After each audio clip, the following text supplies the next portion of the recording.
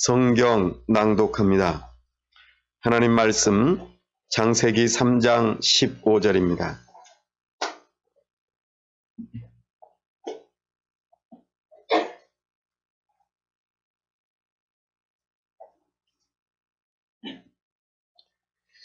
하나님 말씀입니다. 창세기 3장 15절 말씀 다 같이 함께 합독하겠습니다. 시작. 내가 너로 여자와 원수가 되게 하고 내 후손도 여자의 후손과 원수가 되게 하리니 여자의 후손은 내 머리를 상하게 할 것이요 너는 그의 발꿈치를 상하게 할 것이니라 하시고. 아멘. 다 함께 기도하겠습니다. 하나님 아버지, 은혜와 사랑을 감사합니다.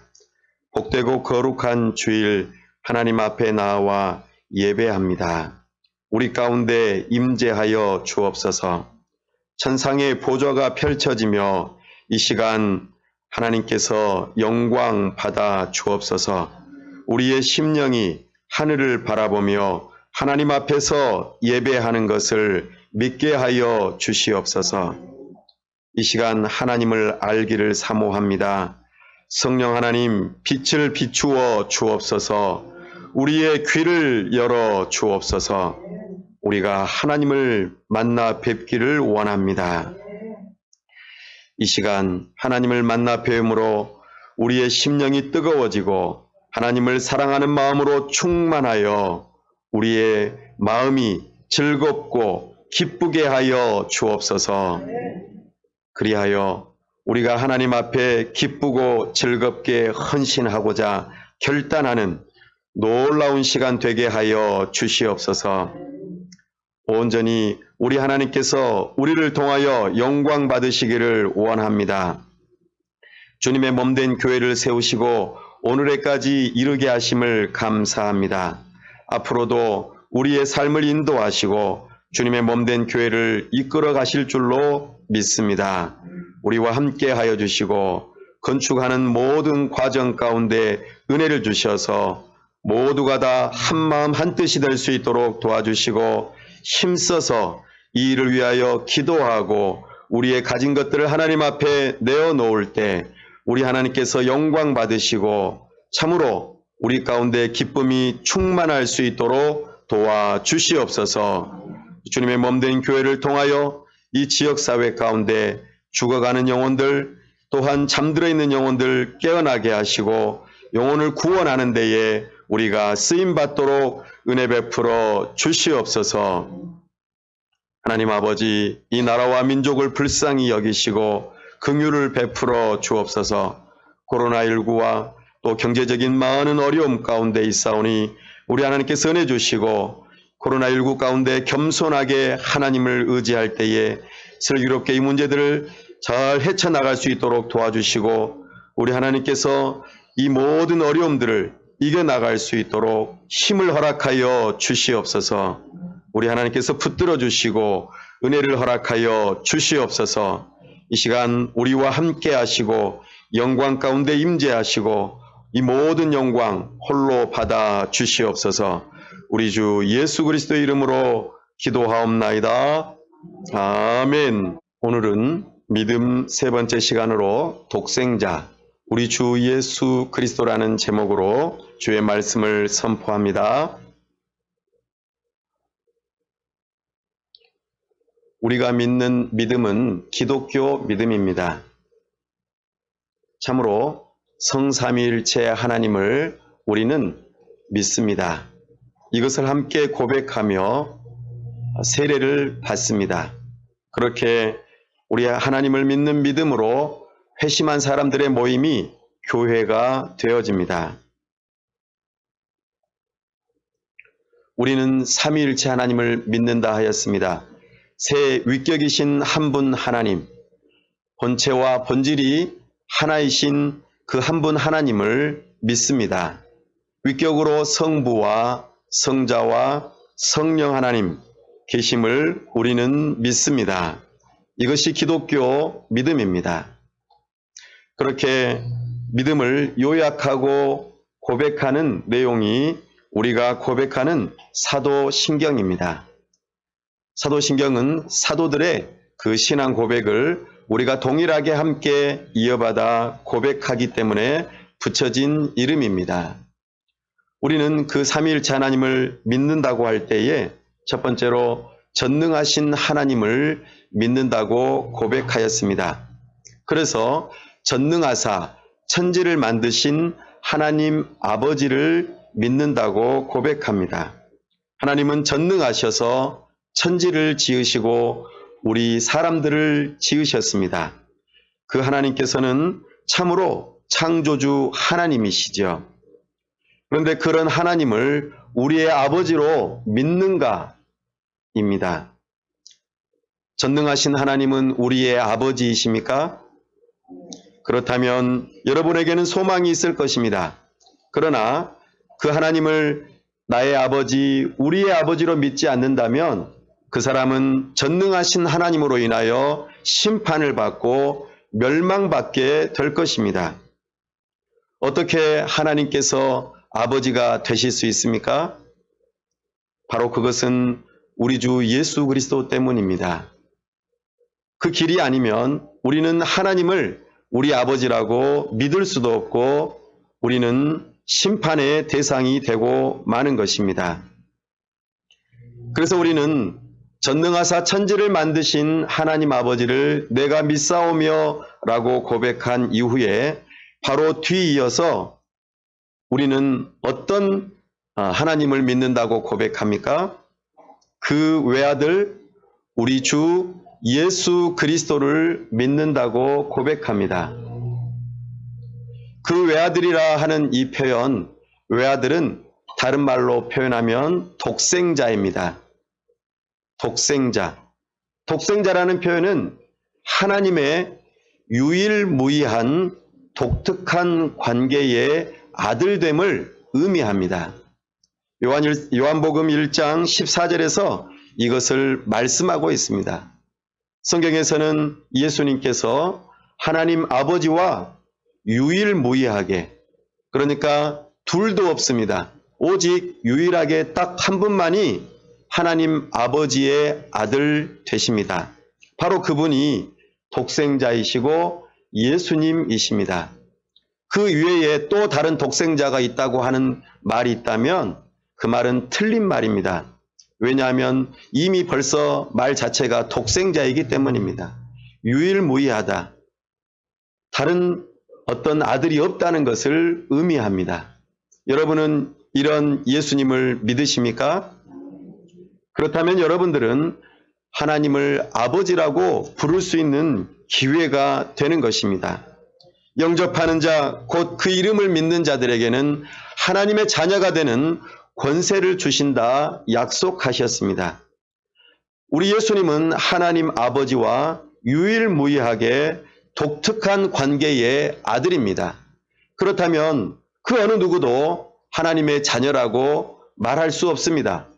그러나 이 예수님과 믿음으로 연합되어진 자들은 양녀로 입양되어 하나님과 부자지간 또는 부녀지간이 될 수 있는 것이죠. 이것이 성경에서 말하는 놀라운 믿음의 비밀입니다. 여러분들은 하나님의 자녀이십니까? 그렇다면 여러분들은 반드시 예수님을 믿으셔야만 합니다. 예수님을 영접하셔야만 합니다. 예수님만이 나의 유일한 길이라고 믿어야만 합니다. 그렇지 않고서는 결단코 전능하신 하나님이 우리 아버지가 될 수 없습니다. 이것이 예수님에게 붙는 첫 번째 칭호입니다. 그 외아들이라고 할 때에 그 외아들이 바로 독생자를 의미하는 것이죠. 그 외아들 우리 주 예수 그리스도를 믿사오니 라고 여러분들은 고백하실 것입니다. 우리 주라고 하는 이 표현은 우리 공동체 개개인만이 아니라 우리 모두를 의미하겠죠. 그리고 주라고 하는 이 표현은 매우 중요한 표현입니다. 주는 창조주를 의미합니다. 주인을 의미하고 왕을 의미하죠. 바로 하나님이 되심을 의미합니다. 예수님은 2위로서 참으로 성부 하나님과 함께 동등하게 하나님이시지만 두 번째 위로서 그렇게 구별되어지시고 하나님 아버지와는 구별되고 유일무이하게 아들로서 그렇게 존재하십니다. 이것을 우리는 믿어야 할 것입니다. 여러분들은 예수님을 주님으로 믿으십니까? 그렇다면 여러분들은 전능하신 하나님을 우리 아버지라고 말할 수 있을 것입니다. 세 번째로 우리는 예수님을 예수님이라고 고백합니다. 예수라. 예수라고 하는 그 이름의 뜻이 무엇입니까? 마태복음 1장 21절에서는 예수님의 이름의 뜻이 나와 있습니다. 아주 간단히 말씀드려서 구원자라는 뜻입니다. 예수라는 이 이름은 구약에서부터 사용되어져 온 이름입니다. 여호수아, 호세아 전부 다 예수님과 같은 뜻의 이름입니다. 예수님은 구원자이십니다. 구원한다. 도대체 무엇으로부터 구원한다는 것일까요? 바로 하나님의 진노와 저주로부터 구원을 한다는 뜻입니다. 도대체 그러면 하나님은 전능하신 하나님이신데 왜 진노하시고 저주하신다는 말씀이십니까? 우리의 아버지가 되시는 분이 왜 우리를 저주하시고 진노하시는가? 그것이 오늘 우리가 살펴보아야 할 핵심입니다. 우리에게는 예수님이 필요합니다. 왜냐하면 우리가 하나님의 진노와 저주를 받아 마땅한 존재들이기 때문입니다. 예수의 이름의 뜻은 구원자입니다. 이 예수님을 꼭 믿으시기 바랍니다. 예수님을 믿지 아니하면 하나님의 진노와 저주가 여러분에게 임할 것입니다. 네 번째로 예수님은 그리스도라고 불리워집니다. 그리스도, 이것은 직함에 해당됩니다. 직분이라고도 하죠. 해야 할 일에 대한 직분을 받고 그 직분에 대한 이름으로서 그리스도라고 하는 별칭이 있습니다. 예수님은 그리스도이십니다. 그리스도라고 하는 이 표현은 헬라어적인 표현입니다. 우리말로 해석을 해보면 기름 부음을 받은 자라는 뜻입니다. 기름 부음을 받았다. 어떤 사람에게 기름 부음을 받게 합니까? 왕, 제사장, 선지자. 성경에서는 이 세 사람을 향하여서 기름을 붓는다고 말합니다. 임명식을 할 때 이렇게 합니다. 이 사람의 직분이 이러하니 머리에다가 기름을 붓고 이 사람은 그 직분을 감당하라고 부릅니다. 그때에 이 기름 부음 받은 자를 가리켜 헬라어식으로 그리스 말로 그리스도라고 표현합니다. 이것을 구약식으로 히브리어로 표현할 때는 메시아라고 말합니다. 다시 말씀드려서 메시아와 그리스도는 똑같은 말입니다. 다만 시대마다 불리어지는 이름이 다를 뿐인 것이죠. 이 복음이 오늘 우리에게 들어올 때에 중국을 거쳐 들어왔기 때문에 중국에서는 이를 어찌 해석할 것인가를 놓고 단어를 결정할 때에 기독이라고 하는 단어를 사용하였습니다. 그래서 그리스도를 믿는다라고 할 때, 그리스도교라고 할 때에 그 그리스도교가 중국어로는, 우리 한자어로는 기독교라 이렇게 표현을 하는 것입니다. 그래서 메시아교, 그리스도교, 기독교 사실 다 같은 말이죠. 이렇게 기름 부음을 받으신 예수님께서 우리의 구원을 위해서 왕의 역할도 하시고 제사장의 역할도 하시고 선지자의 역할도 하신다는 것입니다. 뭔가 하나님의 진노와 저주로부터 구원해 내시려면 능력이 있어야 하지 않겠습니까? 무능력한데 아무것도 할 수 없는데 구원자라고 말할 수 있겠습니까? 결코 그럴 수 없습니다. 예수님께서는 그리스도의 직분을 받으시고 그 사명을 다 감당하시며 우리의 구원자로서의 역할을 감당하신 것입니다. 이런 예수님을 여러분들은 믿으십니까? 그렇다면 전능하신 하나님은 우리의 아버지가 되실 것입니다. 예수님은 독생자로서 우리 주 예수 그리스도이십니다. 이것을 우리가 믿는다고 고백하는 것이죠. 이때에 우리는 전제가 필요합니다. 분명히 예수님은 독생자이시고 이 세상을 지으실 때부터, 아니 그 이전부터 계셨고 성삼위일체 하나님과 함께 서로 사랑하시면서 기쁨이 충만하고 하나님 아버지의 뜻을 따라 모든 일들을 순종하며 살아가시는 분이 예수님이신데, 그 예수님께서 우리에게 지금 필요하다 하는 것이죠. 왜 필요한가? 바로 하나님의 진노와 저주가 있기 때문이라 말씀드렸습니다. 그러면 우리는 의문을 가질 수 있습니다. 하나님은 전능하신 하나님이실 뿐만 아니라 선하신 하나님이라고 하셨는데, 창세기 1장에서 하나님께서는 이 온 우주 만물을 다 지으면서 좋다고 하셨습니다. 첫째 날에도 그러하셨고 둘째 날에도 그러하셨고 계속해서 만드신 것을 보는 것마다 평가하실 때 좋다고 말씀하셨습니다. 심지어는 우리 사람을 지으셨을 때는 심히 좋았다고 말씀하셨습니다. 이것은 매우 강조되어진 표현입니다. 선하신 하나님께서 선한 세상을 지으셨는데 왜 악이 존재하고 이 땅 가운데에 하나님의 진노와 저주가 있단 말인가? 그래서 우리는 그 문제를 해결하기 위해서 예수님이 필요하단 말인가? 우리는 이런 질문을 해볼 수 있겠습니다. 그래서 이 세상이 악하니 하나님은 선하지 않다, 악하다, 또는 하나님이 선하지 못하다면 전능하신 하나님이 아니라 무능한 하나님이다. 그래서 선하게 지으셨지만 참으로 이 세상을 유지하고 선하게 해나갈 능력이 없어서 악에게 그만 치고 말았다. 그러니 하나님은 무능력한 하나님이다. 이렇게 생각하는 사람들이 있습니다. 혹시 여러분들은 어떤 생각이 있으십니까? 심지어는 내가 하나님께 기도했는데 하나님은 내 기도를 안 들으신다. 응답을 안 하신다. 그러니 하나님은 아예 무능력한 것이 아니라 아예 없다. 혹시 이렇게 생각은 안 하십니까?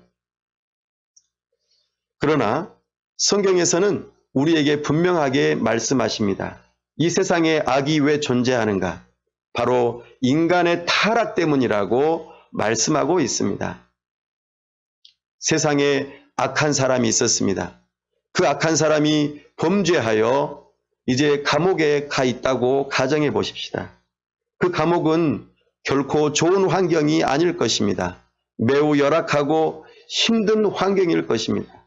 그래서 매우 힘들 것입니다. 또 악한 사람들끼리 모였기 때문에 얼마나 악이 더 성행하고 심하겠습니까? 그런 상황 가운데서 이 악한 부분들을, 또 악한 환경들을 개선해 달라고 재판장에게나 또 어떤 누구의 권력이 있는 사람에게 요청한다고 할 때에 그 사람의 요청을 재판장이 마땅히 들어줘야 할까요? 악한 사람이 자기 악한 일에 대하여 형벌을 받는데 어찌 그것에 대해서 형편을 낮게 해달라고 하고 거기서 벗어나게 해달라고 하는 것이 마땅하겠습니까? 결코 그럴 수 없습니다. 악한 자가 자기가 잘못한 것에 대해서 형벌을 받는 것은 매우 당연한 것입니다. 그런 일 때문에 하나님께서 악하다, 무능력하다, 아예 하나님이 없다라고 말을 하는 것 자체는 어폐가 있는 것입니다. 오히려 반대입니다. 악한 자가 이 세상을 망쳐놓았기 때문에 하나님께서는 그에 합당한 형벌을 내리시고 그의 일들에 대해서 진노와 저주를 내리시는 것이 공의의 하나님으로서 마땅하신 것입니다. 소망이 없는 것입니다. 이것이 우리의 현 주소라는 것이죠. 그것을 지금 성경에서는 말씀하고 있습니다. 우리가 오늘 읽었던 본문의 앞에 보면은 에덴 동산을 하나님께서 두셨고 그 에덴 동산 중앙에 두 그루의 나무를 두셨다고 하셨습니다. 그 두 그루의 나무는 아마 다들 알고 계실 것입니다. 하나는 생명나무이고 또 하나는 선악을 알게 하는 나무일 것입니다. 하나님께서는 이 나무를 두시면서 동산 한 중앙에다가 두셨습니다. 그리고 선악을 알게 하는 나무의 열매는 먹지 말라고 하셨습니다. 그러나 나머지 모든 것은 먹어도 된다고 하셨습니다. 네가 원하는 대로 다 먹어라. 하나님이 좋으신 분이십니까? 나쁜 분이십니까? 하나님은 딱 하나만 금하셨습니다. 그리고 모든 것을 다 허용하셨어요. 그러나 사람들은 하나님의 말씀을 어겼다는 것이죠. 생명나무는 생명의 근원이 하나님께 있음을 그 나무를 볼 때마다 기억하라고 에덴 동산의 주변 머리에다가 두지 아니하시고 동산 한 가운데다가 두셨습니다. 아, 그렇지. 내가 하나님으로부터 생명을 얻었지. 하나님이 아니고서는 내가 생명을 얻을 수 없는 거야. 나의 생명이 오늘 호흡하고 있는 것은 하나님의 손에 달려 있어. 라고 생각하도록 잊어버리지 말라고 동산 한가운데다 두셨습니다. 한가운데다 두셨으니까 얼마나 자주 받겠습니까? 오고 가고 하면서 얼마나 많이 받겠습니까? 우리는 수시로 생명나무를 바라보듯이 하나님 앞에서 그래, 내가 오늘 숨을 이렇게 쉬고 침을 꼴깍 삼키고 내가 이렇게 손을 들고 움직이고 밥을 먹는 것, 이 모든 것들이 하나님의 손에 달려있는 거야. 내가 할 수 있는 게 하나도 없어. 심장이 하루에 10만 번 뛴다는데 내가 어찌 그거를 임의로 뛰게 할 수 있겠습니까? 혈액이 온몸을 흘러가는데 그것을 제가 어떻게 임의로 다 할 수 있겠습니까? 생명의 근원은 하나님이야. 나의 호흡을 주장하고 계셔. 오늘 이 순간 너는 이제 그만 살아라 라고 말씀하시면 우리는 돌아가야 한다. 하나님 앞에 가야 한다는 것을 지금 생명나무를 통하여 깨닫게 하십니다. 이것이 하나님을 경외하게 하시는 첫 번째 방법이었습니다. 그리고 또 하나는 선악을 알게 하는 나무입니다. 이 또한 바로 옆에 있어서 반드시 그것을 볼 때마다 이것을 기억하라고 지금 말씀하시는 것입니다. 선악을 판단하는 기준이 나에게 있는 것이 아니라 하나님께 있다. 너는 사람이다. 너는 심판자가 아니야. 너는 주권자가 아니야. 내가 너에게 다만 위임했을 뿐이야. 진정한 주인은, 진정한 선악을 판단하는 심판자는 바로 나다. 내가 진짜 왕이다. 그러니까 너는 너 스스로 선악을 만들어서 그 기준을 만들어서 네가 하나님이 되려고 하지 마. 이것이 선악을 알게 하는 나무의 역할이었습니다. 우리는 이렇게 생각하죠. 하나님 그냥 생명나무만 놔두지 괜히 선악을 알게 하는 나무 열매 놔둬가지고 우리로 하여금 범죄하게 만드신다고. 하나님께서 죄를 조장하시는 분이십니까? 아닙니다. 하나님께서는 아담을 또 하와를 선하게 지으셨습니다. 하나님의 뜻을 따를 수 있도록, 그리고 그것을 의지를 자유롭게 발동하도록. 하나님께서 우리에게 자유를 주시지 않았다면 우리는 로봇가 되고 맙니다. 로봇은 시키는 대로 하는 것이죠. 그리고 아마 하나님께서 우리를 로봇으로 만들었다면 아담과 하와가 이 선악을 알게 하는 나무 가까이 오면, 예를 들어 1m 가까이 오면 경보음이 울려서 그 몸을 멈추게 하고 마비시켜서 절대로 못 다 먹도록 만드셨을 것입니다. 그러나 하나님은 우리를 로봇으로 만들지 않으셨어요. 그리고 로봇으로 만들었는데 오작동 되도록 그렇게 만드신 무능한 하나님이 아니라는 것입니다. 사랑하는 여러분, 이렇게 하나님께서는 에덴 동산에 두 그루의 나무를 두시고 하나님이 누구인지, 사람이 누구인지, 무엇을 어떻게 해야 하는지를 깨닫게 하셨습니다. 이것이 하나님의 놀라우신 섭리입니다. 그런데 어떤 문제가 발생하였습니까? 인간이 불행해지기를 선택했습니다. 창세기 3장에서 갑자기 뱀이 등장합니다. 그런데 뱀은 이렇게 시작하면서 뱀이 찾아와 하와를 유혹합니다. 그 유혹의 핵심적인 내용은 첫 번째로는 하나님을 믿지 못하게 합니다. 그리고 하나님의 말씀을 떠나가게 하고 하나님의 말씀을 왜곡시킵니다. 결국에는 하나님의 뜻이 이루어지는 것이 아니라 사람의 뜻이 이루어지도록 만들어버렸다는 것입니다. 결국에 이들은 하나님이 될 것처럼 여겨진다. 선악을 알게 하는 나무의 열매를 여기고 까먹은 것입니다. 바로 이것이 인간이 불행해지기를 선택한 것입니다. 유혹을 받는 것에서 스스로 타락한 것이죠. 어쩔 수 없이 타락한 것이 아닙니다. 3장 6절에서 보면은 분명하게 말씀하십니다. 그래서 하나님이 된다라고 하는 이 마음 앞에 자기 자신이 선악을 판단하는 기준이 되고 심판자가 되기 위해서 이것을 먹게 된 것입니다. 스스로 타락한 것입니다. 인간이 불행해지기로 선택한 것이죠. 이것이 우리에게 예수님이 필요한 이유입니다. 아담은 그때 뭐 하고 있었습니까? 아담은 잠자고 있거나 멀리 있지 않았습니다.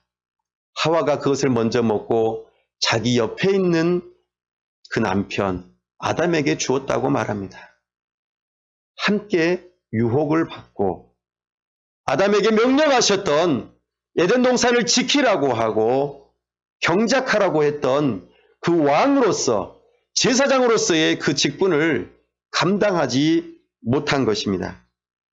피조물을 다스려야 되는데 오히려 피조물의 말을 듣고 따르게 된 것이죠. 하나님께서 위임하신 그 권한을 뛰어넘어 자기 자신이 하나님이 되려고 하였던 것입니다. 이것이 바로 인간의 불행의 시작입니다. 하나님의 행복을 거절합니다. 하나님께서는 삼위 하나님으로서 충만한 사랑 가운데 서로 사랑하시고 그 사랑을 넘치도록 하셔서 온 세상을 지으시고 우리 사람에게 그 사랑을 특별히 더하여 주셨습니다. 충분히 하나님으로서 또 우리에게 그 모든 피조물들을 가지고 누릴 수 있도록 다 주셨는데 그 하나님의 행복을 거절하였습니다. 스스로 비참해지기로 결정한 것입니다. 이 비참은 무엇으로 찾아왔습니까? 그들의 눈이 밝아졌다 말합니다. 그리고 벗은 줄 알고 치마로 무화과 잎으로 치마를 엮었다고 말합니다. 나아가 하나님의 낯을 피하여 숨었다고 말합니다. 이것이 바로 하나님의 행복을 거절한 비참한 상황의 모습입니다. 부끄러워하고 두려워하고 결국에는 어떻게 됩니까? 흙에서 왔으니 흙으로 돌아가는 이것이 죽음입니다. 또한 하나님 앞에서 심판을 받는 것, 진노와 저주를 받는 것이 인간의 존재라는 것입니다. 이 일을 위하여 하나님께서 찾아오셨습니다. 그리고 재판하시죠.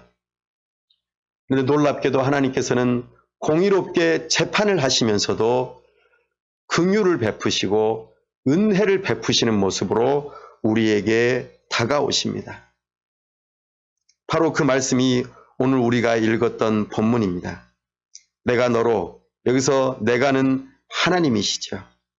그리고 너로는 뱀입니다. 악한 원수 마귀입니다.